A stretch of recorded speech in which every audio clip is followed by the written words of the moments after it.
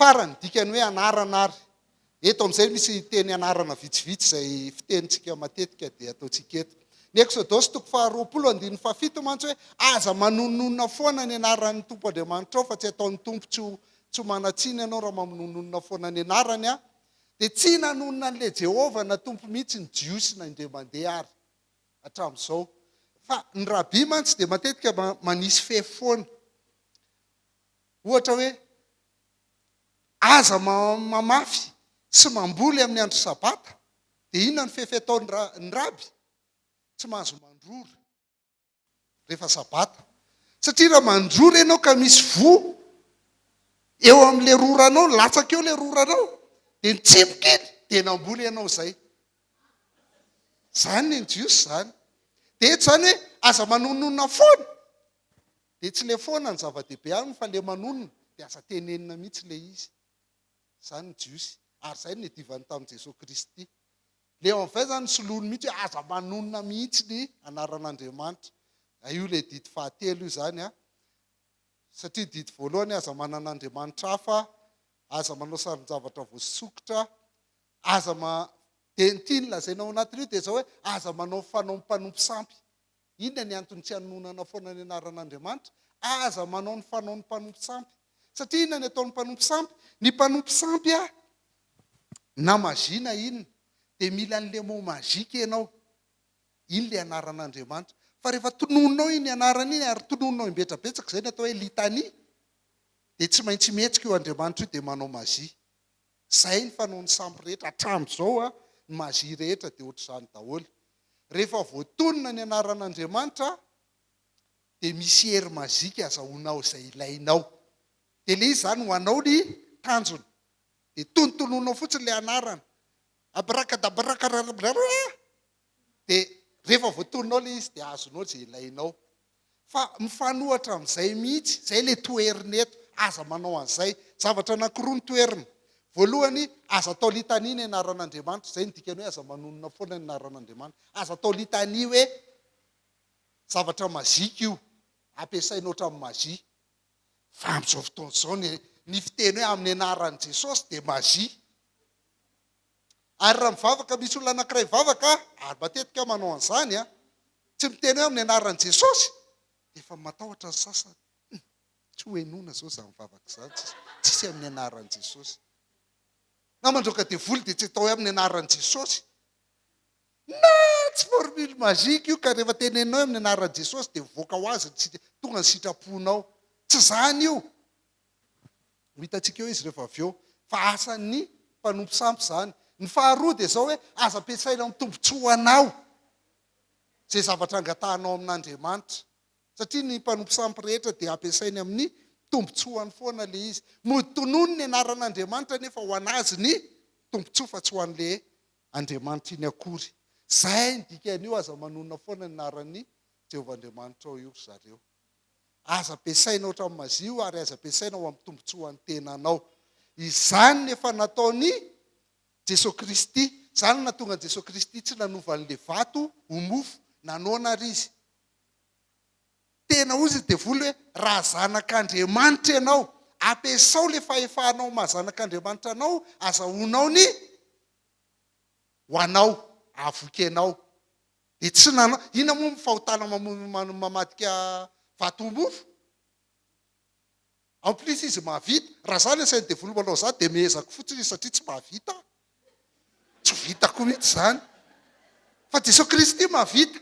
Fa nanina izy tsy nanao? Satria raha hoaniny io mofo io dia ho anazy ihany zany fa tsy ho an'Andriamanitra.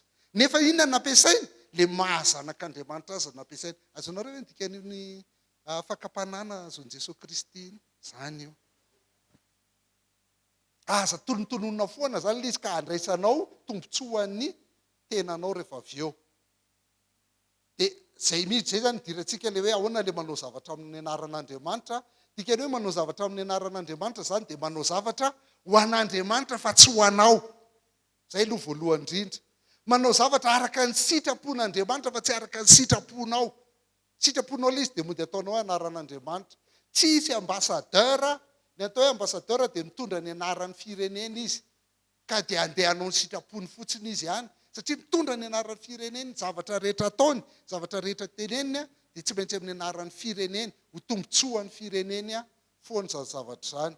Deutéronomie 18 19 22 ary zay rehetra tsy mihainy ny teniko dia zay olazain'io mpaminany io amin'ny anarako io ny anarako dia izany ho itsara azy fa ny mpaminany izay samy teny amin'ny anarako nefa tsy araka ny lazaiko ny lazainy na izay miteny amin'ny anaran'Andriamanitra hafa dia ho vonoina io.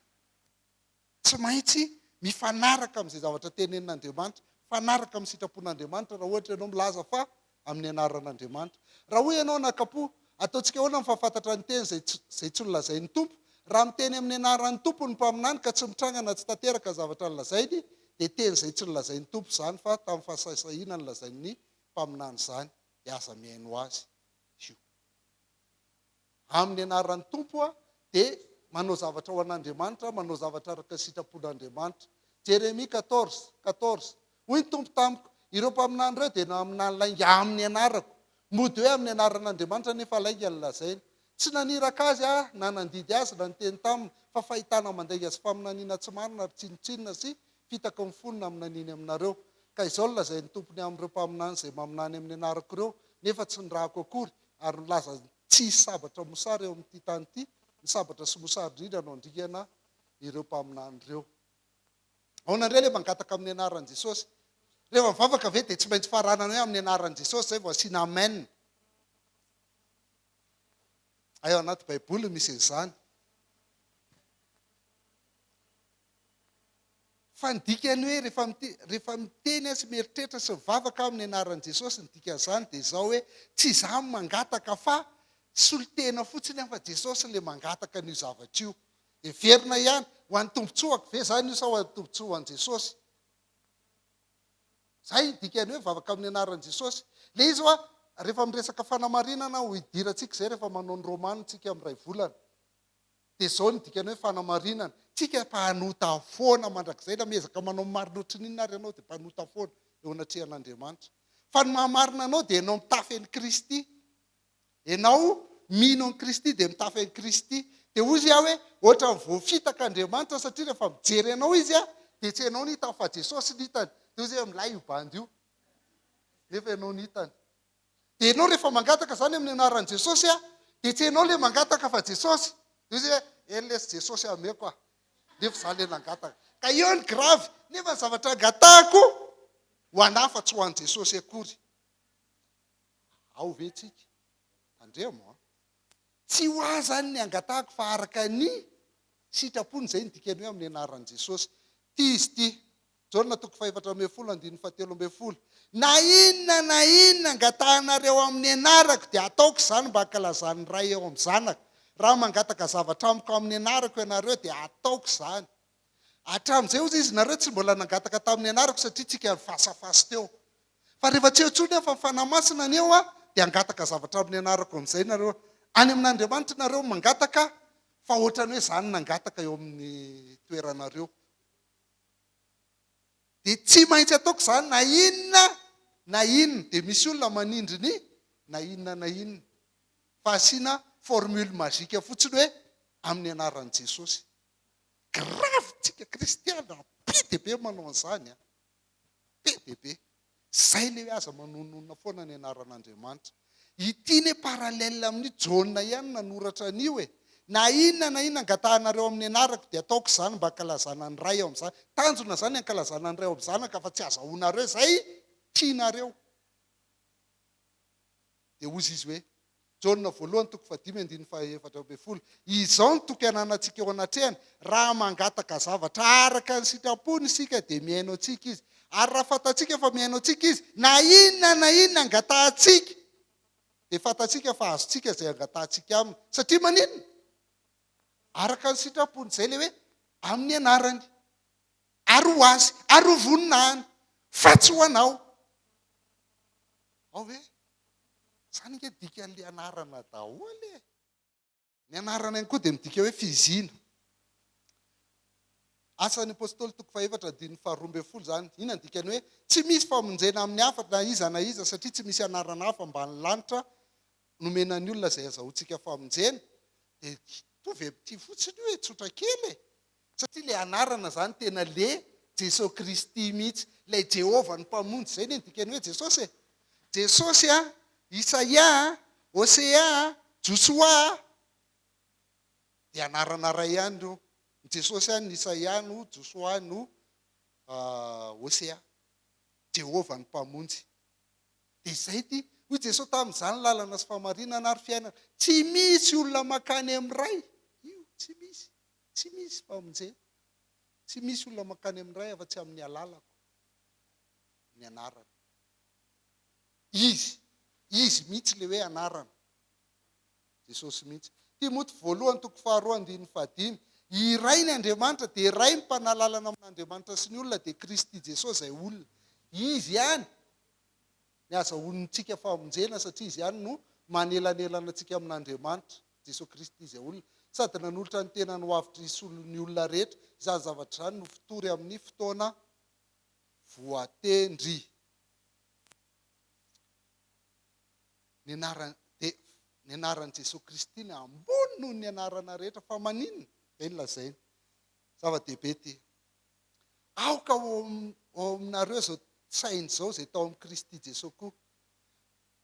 Fa na dia nanana ny endrik'Andriamanitra ary izy dia tsy nataony zavatra ny fitofiana amin'Andriamanitra fa ny foana ny tenany tamin'ny nakany endriky ny mpanompo.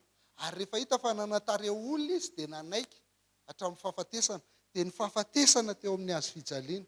Izany nanandratan'Andriamanitra azy.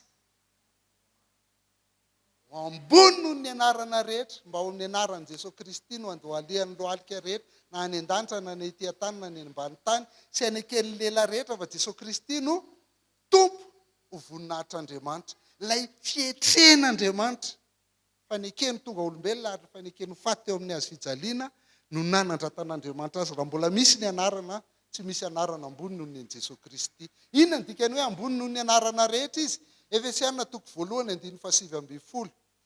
Izany ery zany nananganany an'i Kristy tamin'ny mafy tsy nampitoerany azy eo kavanany any an-danitra. Io le nanandratany azy rehefa avy maty teo amin'ny hazo fijaliana izy. Ambony lavitra noho ny fanapahana rehetra, ny fahefana, ny hery, ny fanjakana ary ny anarana rehetra azy tononona. Tsy amin'izao fiainana izao ihany fa amin'ny ho avy koa.